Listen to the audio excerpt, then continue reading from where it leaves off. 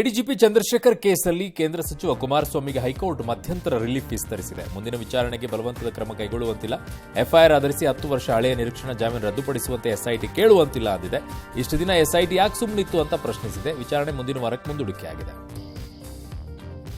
GST ಸೇರಿ ಯಾವುದೇ ತೆರಿಗೆ ಕಡಿತ ಮಾಡಿ ಅಂತ ಸರ್ಕಾರವನ್ನ ಕೇಳಬೇಡಿ ಅಂತ ಉದ್ಯಮಿಗಳಿಗೆ ಕೇಂದ್ರ ಸಚಿವ ನಿತಿನ್ ಗಡ್ಕರಿ ಸೂಚನೆ ಕೊಟ್ಟಿದ್ದಾರೆ.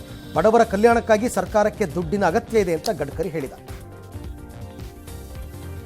ಆಂಧ್ರ, ಬಿಹಾರ ಸೇರಿ ಹಲವು ರಾಜ್ಯಗಳಲ್ಲಿ ಈಗಲೂ ಮಹಿಳೆಯರಿಗೆ ಶಿಕ್ಷಣದ ಹಕ್ಕು ಇಲ್ಲ ಅಂತ ತಮಿಳುನಾಡು ಸಚಿವ ದುರೈ ಮುರುಗನ್ ವಿವಾದಾತ್ಮಕ ಹೇಳಿಕೆ ಕೊಟ್ಟಿದ್ದಾರೆ. ಪೆರಿಯಾರ್ ಹೋರಾಟದ ಕಾರಣ ಇಲ್ಲಿ ಮಹಿಳೆಯರಿಗೆ ಶಿಕ್ಷಣದ ಹಕ್ಕು ಸಿಕ್ಕಿದೆ ಅಂದಿದ್ದಾರೆ. ದುರೈ ಮುರುಗನ್ ಹೇಳಿಕೆಗೆ ಭಾರೀ ಆಕ್ರೋಶ ವ್ಯಕ್ತವಾಗಿದೆ. ಛತ್ತೀಸ್ಗಢ ಮಾಜಿ ಸಿಎಂ ಭೂಪೇಶ್ ಬಘೇಲ್ ಮತ್ತು ಚೈತನ್ಯ ಬಘೇಲ್ ಅವರ ಬಿಲಾಯ್ ನಿವಾಸದ ಮೇಲೆ ಇಡಿ ರೇಡ್ ಮಾಡಿದೆ. ಅಬಕಾರಿ ಹಗರಣಕ್ಕೆ ಸಂಬಂಧಪಟ್ಟ ಮನಿ ಲಾಂಡ್ರಿಂಗ್ ಕೇಸಲ್ಲಿ ಈ ರೇಡ್ ನಡೆದಿದೆ. ಇಡಿ ರೇಡ್ ಖಂಡಿಸಿ ಕಾಂಗ್ರೆಸ್ ಕಾರ್ಯಕರ್ತರು ಪ್ರತಿಭಟನೆ ಮಾಡಿದ್ದಾರೆ. ವೇತನ ಹೆಚ್ಚಳಕ್ಕೆ ಆಗ್ರಹಿಸಿ ಜರ್ಮನಿ ಏರ್ಪೋರ್ಟ್ಗಳಲ್ಲಿ ಕೆಲಸ ಮಾಡುವ ಸಿಬ್ಬಂದಿ ಒಂದು ದಿನದ ಮುಷ್ಕರವನ್ನು ಮಾಡಿದರು. ಪರಿಣಾಮ ಫ್ರಾಂಕ್ಫರ್ಟ್ ಮತ್ತು ಮ್ಯೂನಿಕ್ ಸೇರಿ ಹಲವು ನಗರಗಳ ನಡುವೆ 3400ಕ್ಕೂ ವಿಮಾನಗಳ ಹಾರಾಟ ಬಂದ್ ಆಗಿತ್ತು. 5 ಲಕ್ಷಕ್ಕೂ ಹೆಚ್ಚು ಪ್ರಯಾಣಿಕರು ಪರದಾಡುವಂಗಾಯಿತು.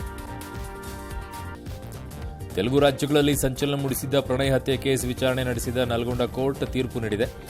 A2 ಆರೋಪಿ ಸುಭಾಷ್ ಶರ್ಮಾಗೆ ಗಲ್ಲು ಶಿಕ್ಷೆ ವಿಧಿಸಿ ಉಳಿದ ಆರೋಪಿಗಳಿಗೆ ಜೀವಾವಧಿ ಶಿಕ್ಷೆ ವಿಧಿಸಿದೆ. ಅಂತರ್ಜಾತಿ ವಿವಾಹವಾಗಿದ್ದ ಪ್ರಣಯ್ನನ್ನ ಪತ್ನಿ ಅಮೃತ ಪೋಷಕರು 2018ರಲ್ಲಿ ಹತ್ಯೆ ಮಾಡಿದರು. A1 ಆರೋಪಿ ಮಾರುತಿರಾವ್ 2020ರಲ್ಲಿ ಆತ್ಮಹತ್ಯೆಯನ್ನು ಮಾಡಿಕೊಂಡಿದ್ದಾರೆ. ಗಂಗಾವತಿ ಗ್ಯಾಂಗ್ ರೇಪ್ ಸಂಬಂಧ 3ನೇ ಆರೋಪಿಯನ್ನ ಪೊಲೀಸರು ತಮಿಳುನಾಡಿನಲ್ಲಿ ಹೆಡೆಮುರಿ ಕಟ್ಟಿದ್ದಾರೆ.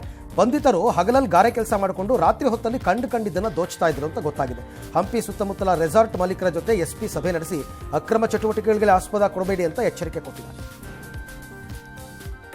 ಬೆಂಗಳೂರಿನ ಕೆಆರ್ ಸರ್ಕಲ್ನಲ್ಲಿ ಒಂದೇ ಬೈಕ್ ಮೇಲೆ 5 ಸಂಚರಿಸ್ತಾ ಇರುವ ವಿಡಿಯೋ ವೈರಲ್ ಆಗಿದೆ. ಬೈಕ್ ಸವಾರ ಹೆಲ್ಮೆಟ್ ಕೂಡ ಧರಿಸಿರಲಿಲ್ವಂತೆ. ಇಂಥವರ ವಿರುದ್ಧ ಕಠಿಣ ಕ್ರಮ ತಗೋಬೇಕು ಅಂತ ನೆಟ್ಟಿಗರು ಟ್ವೀಟಿಸಿದ್ದಾರೆ. ಬೆಂಗಳೂರು ಸಿಟಿ ಪೊಲೀಸರಿಗೆ ವಿಡಿಯೋ ಟ್ಯಾಗ್ ಮಾಡಿದ್ದಾರೆ. ಅಪ್ಪು ಅಭಿಮಾನಿಗಳಿಗೆ ಇಂಡಿಯಾ ಪೋಸ್ಟ್ ವಿಶೇಷ ಗಿಫ್ಟ್ ನೀಡಿದೆ. ಪುನೀತ್ ರಾಜ್ಕುಮಾರ್ ಅವರ 50ನೇ ಹುಟ್ಟುಹಬ್ಬಕ್ಕೆ ವಿಶೇಷ ಪೋಸ್ಟ್ ಕಾರ್ಡ್ ಬಿಡುಗಡೆ ಮಾಡಿದೆ. ಅಪ್ಪು ಜೀವನ ಹಾಗೂ ಸಿನಿಮಾಗಳನ್ನು ಬಿಂಬಿಸುವ 5 ವಿಶಿಷ್ಟ ವಿನ್ಯಾಸದ ಪೋಸ್ಟ್ ಕಾರ್ಡ್ಗಳನ್ನು ರಿಲೀಸ್ ಮಾಡಿದೆ.